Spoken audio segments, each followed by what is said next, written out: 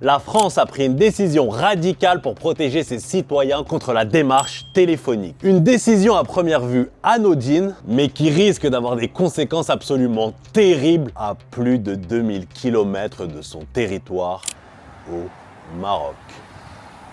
Le démarchage téléphonique français est en train de changer le destin des centres d'appel marocains. À partir du 11 août 2026, la France interdit le démarchage téléphonique commercial sans le consentement préalable du consommateur. Et cette nouvelle règle va directement toucher le Maroc. Pourquoi? Parce que le marché français représente 80% de l'activité des entreprises marocaines de relations clients, avec donc une grande partie de leur chiffre d'affaires réalisé grâce aux clients français. Selon Monsieur le ministre Younes Sekouri, 40 000 à 50 000 emplois pourraient être menacés si le secteur du télémarketing ne s'adapte pas. Si t'habites en France, t'as probablement déjà vécu la scène suivante. C'est qui ça encore?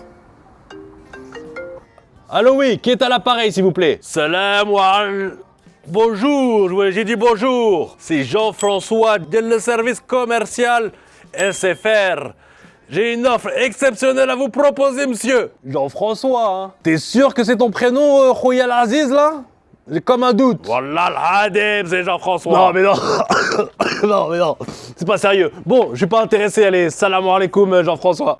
Si vous avez suivi l'actualité, vous avez vu qu'une nouvelle loi est entrée en vigueur ce 11 août 2026 en France, empêchant le démarchage téléphonique sans consentement préalable. C'est une bonne nouvelle pour les Français puisqu'on va pas se mentir, il n'y a rien de plus chiant que de se faire appeler 5 fois en une matinée par des Jean-François. Il s'agit donc d'un coup dur pour le Maroc, qui est un pays où le business du centre d'appel vers la France emploie des dizaines et des dizaines de milliers de personnes. Et c'est surtout un coup dur pour des dizaines et des dizaines de milliers de nos frères et sœurs ici au Maroc, puisque selon notre ministre de l'inclusion économique, de la petite entreprise, de l'emploi et des compétences, Younes Sekouri, cela pourrait menacer jusqu'à 50 000 emplois. C'est gigantesque. Et ça me fait très mal au cœur pour tous ces gens-là. Parce que moi aussi, j'en rigole, je fais l'accent, tout ça. Rachid qui se transforme en Jean-François.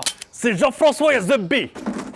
Ça va, pardon Jean-François. Avec un accent grillé à des kilomètres et Khadija qui se transforme en Marie-Christine, c'est vrai que c'est rigolo. Et en plus, on rigole de tout ici. Mais il est capital de se dire que derrière Rachid et Khadija, t'as un jeune homme marocain, t'as une jeune femme marocaine qui viennent souvent d'un quartier populaire, qui doivent supporter leur famille et qui essayent de s'en sortir. Quand ils ont fait le démarchage téléphonique toute la journée et qui t'ont emmerdé toi, bah eux, quand ils rentrent le soir, ils font les courses pour toute leur famille. Ils achètent les médicaments pour leurs grands-parents, ils payent le cartable et les stylos de leurs petits frères et sœurs. Et si je tiens absolument à mettre un nom et un visage sur Rachid et Khadija, c'est pour les humaniser. Parce qu'aujourd'hui, en 2026, on entend des news et des news de partout et ça représente plus rien. 50 000 personnes vont perdre leur emploi au Maroc. C'est bien fait, ils nous emmerdent. 150 personnes ont perdu la vie à Ceuta et leur famille pleure. C'est bien fait, ils foutent la honte au Maroc et en plus ils avaient des iPhones, il manquait de rien. Cheh limite. Les gens sont sans pitié. Les êtres humains c'est plus que des chiffres et peut-être que si je mets un nom, un visage et une histoire à ces gens-là, certains retrouveront un semblant d'humanité. Puis je vais vous dire un truc, on peut dire ce qu'on veut des centres d'appel au Maroc sur le démarchage téléphonique, que c'est pas forcément le travail le plus épanouissant du monde, mais ça permet à beaucoup de jeunes ici d'avoir une première expérience dans le monde du travail et de leur mettre le pied à l'étrier, et surtout avec des salaires convenables pour le Maroc. Parce qu'à l'échelle du Maroc, ça paye pas si mal. Tu peux avoir des salaires jusqu'à 7 000, 8 000 dirhams par mois en centre d'appel et parfois plus avec des primes de performance derrière. Pour toi, riche européen qui me regarde blindé d'oseille, ce n'est pas grand-chose. Mais ici, le SMIC est à 3 500 dirhams et sans sortir de la calculette et sans être un as des mathématiques, tu vois bien que c'est plus du double. Même pour les MRE qui souhaitent venir vivre au Maroc, mais qui n'ont pas forcément de diplôme, pas forcément encore de projet bien ficelé, bien établi, bien en tête, bah les centres d'appel, c'est la meilleure porte d'entrée pour venir s'installer au Maroc. Tu vas pas vivre le Moroccan Dream en bossant dans un centre d'appel. Nous sommes d'accord, mais t'en as beaucoup que moi je connais qui ont commencé leur vie au Maroc en faisant 1 an, 2 ans, 3 ans en centre d'appel. Apprendre à connaître la vie ici, prendre leur marque ici, vivre la vraie vie ici. Ça leur a permis d'évoluer ici, de se faire des contacts, de créer des projets petit à petit. C'est une bonne porte d'entrée pour le Maroc. Quand des gens de France, de Belgique ou d'ailleurs viennent me demander conseil car ils veulent vivre au Maroc mais savent pas trop quoi faire ni comment faire, je leur conseille toujours le centre d'appel. Surtout ceux qui viennent d'Europe sont très recherchés par ces entreprises car ils n'ont pas d'accent et que ça passe mieux. Tu vois par exemple toi, si tu es né en France ou en Belgique et que tu dis au téléphone que tu t'appelles Jean-François, peut-être qu'on va te croire. Et j'ai une théorie sur tout ça. Et vous allez me dire ce que vous en pensez. Mais avant ça, il est important de comprendre comment on en est arrivé là. Les entreprises françaises se sont rendues compte que les centres d'appel étaient un centre de coût énorme pour elles, mais que ça ne nécessitait pas réellement une présence sur le territoire français puisque tout se passe à distance. Ils ont donc décidé de délocaliser massivement leurs centres d'appel vers le Maroc. Alors Jamy, pourquoi le Maroc? Pour plusieurs raisons. La proximité géographique qui simplifie pas mal de choses d'un point de vue logistique. Les fuseaux horaires qui sont très proches et qui permettent aux Marocains qui bossent dans ces centres d'appel d'être sur les mêmes créneaux horaires que leurs clients ou leurs prospects. La proximité culturelle et linguistique, car les Marocains ont grandi avec la langue française très souvent, des références culturelles françaises. Le Marocain, il sait parfaitement ce qu'est un Français et il parle français. Et la raison numéro uno, moins de charges sociales et des salaires beaucoup moins élevés. Donc, plus de profit, plus d'oseille, plus d'oseille, plus d'oseille. Bien joué. Et c'est comme ça qu'on est arrivé à un point où les centres d'appel au Maroc qui travaillent directement pour le marché français représentent aujourd'hui des dizaines et des dizaines de milliers d'emplois et sont donc un pan non négligeable de l'économie marocaine. Par ailleurs, il est important de préciser que tout ce qui est service client n'est pas concerné par cette loi. Si c'est toi qui appelles ton service client Orange ou SFR car tu as un problème technique ou avec ta box Wi-Fi, là, c'est du service client. La loi concerne uniquement le démarchage téléphonique sans consentement. Maintenant, je vais vous exposer ma théorie. Et vous allez me dire si moi, Axe sur YouTube, suis-je un fou ou un savant ?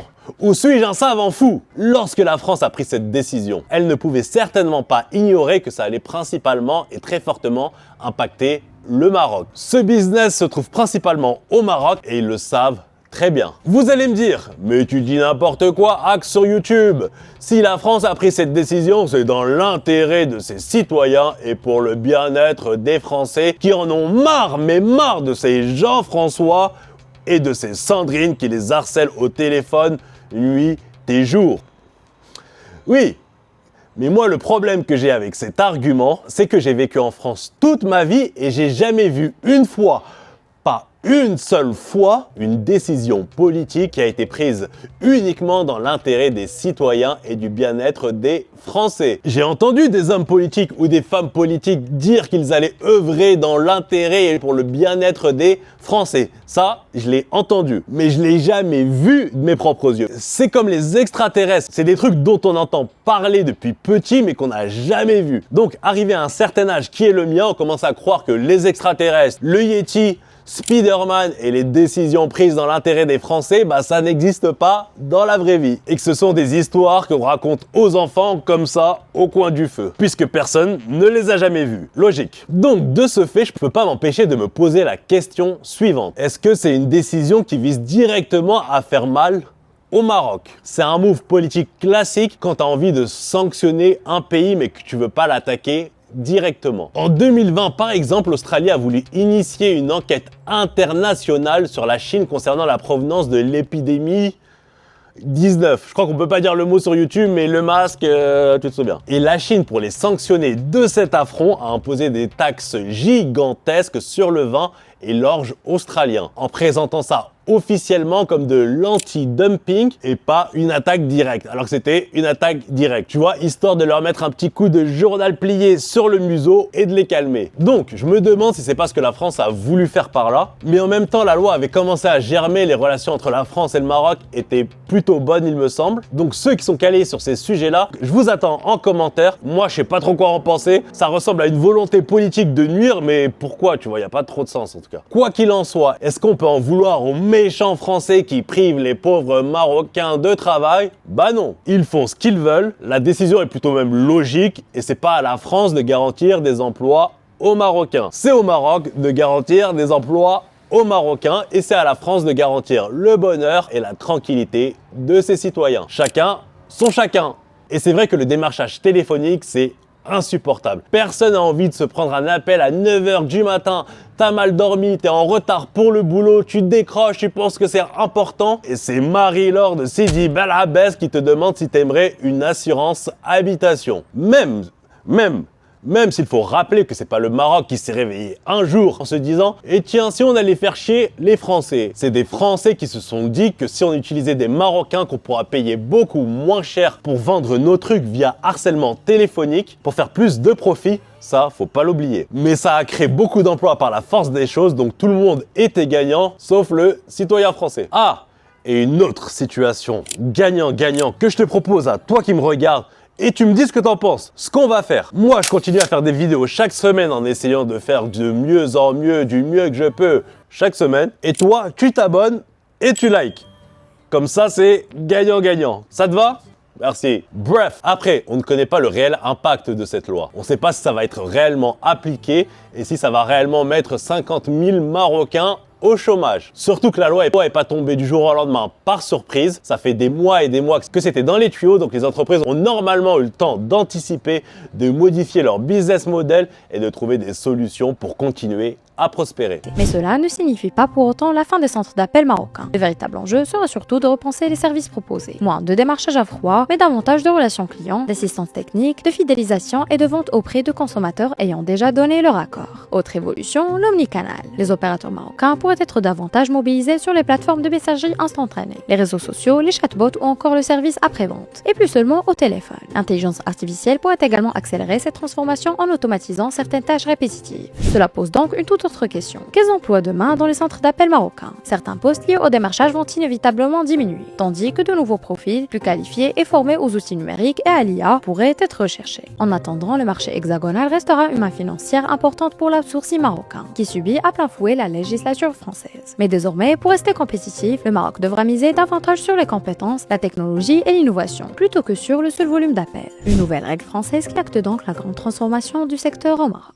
En tout cas, j'espère qu'ils ont réussi ou vont réussir à le faire parce que 50 000 Marocains au chômage, ça serait un drame. Et ça priverait aussi des milliers et des milliers de jeunes Marocains de leur premier job avec un salaire marocain décent. Ou même des moins jeunes qui veulent faire carrière dedans car ils ont un certain bagou, qu'ils ont la tchatch à la marocaine et qu'ils ont la capacité de faire des bons salaires ici avec les primes, etc. Mais encore une fois, c'est pas le problème de la France, c'est le problème du Maroc. Et ça ouvre un débat intéressant qui est le suivant. Est-ce que l'économie marocaine est trop dépendante de la France ou d'autres pays étrangers? Et la réponse est oui. Le nombre d'emplois ici qui sont directement amenés à travailler sur le marché français ou sur des marchés étrangers est stratosphérique. Que ce soit les centres d'appel, les services clients pour des pays étrangers comme la France, mais tu vois aussi ça dans d'autres branches. Je vais prendre mon exemple. Là où je travaille, dans le fabuleux monde de la publicité en ligne, on travaille aussi pour le marché français. Tu as des ingénieurs, des développeurs ici au Maroc qui travaillent directement pour le marché français,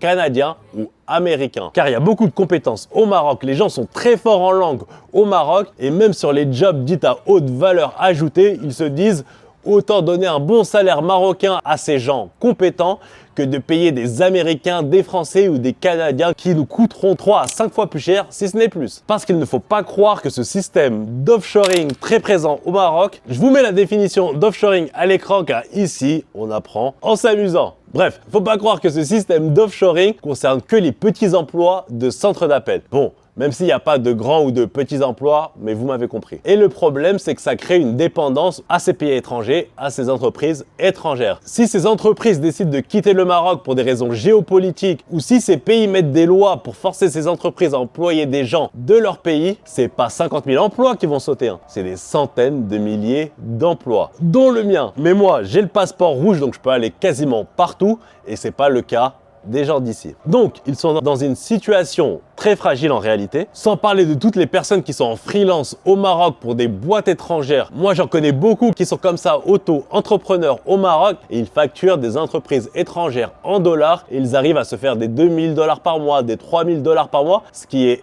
excellent au Maroc. Après, c'est normal qu'il y ait une part d'emploi qui soit créée par des marchés étrangers. On est dans un monde globalisé, mais il faut que le Maroc de demain puisse garantir plus d'emplois qui dépendent directement de son propre marché. Parce que tant qu'on sera autant dépendant des marchés et des entreprises étrangères pour créer de l'emploi ici au Maroc, nous sommes à une décision politique près. On est à un conflit géopolitique près. On est à une décision diplomatique près de perdre des dizaines et des dizaines de milliers d'emplois qui impacteront directement nos frères et sœurs ici au Maroc. Et qu'est-ce qu'on aura à leur proposer derrière? Qu'est-ce qu'ils vont faire derrière? Qu'est-ce qu'il va advenir d'eux derrière? Ce sont des questions que je laisse ouvertes pour vous, mes amis, en commentaire. Moi, je l'ignore. Voilà. Si tu as aimé ce petit moment partagé avec moi et que tu aimerais le prolonger, tu sais, on n'est pas obligé de se quitter maintenant, car tu peux regarder cette vidéo ou cette vidéo. Que Dieu vous bénisse. C'était Axe. Bisous. Le Maroc, le Maroc, le Maroc, le Maroc, le Maroc, le Maroc, le Maroc, le Maroc, le Maroc, le Maroc, le Maroc, le Maroc, le Maroc, le Maroc, le Maroc.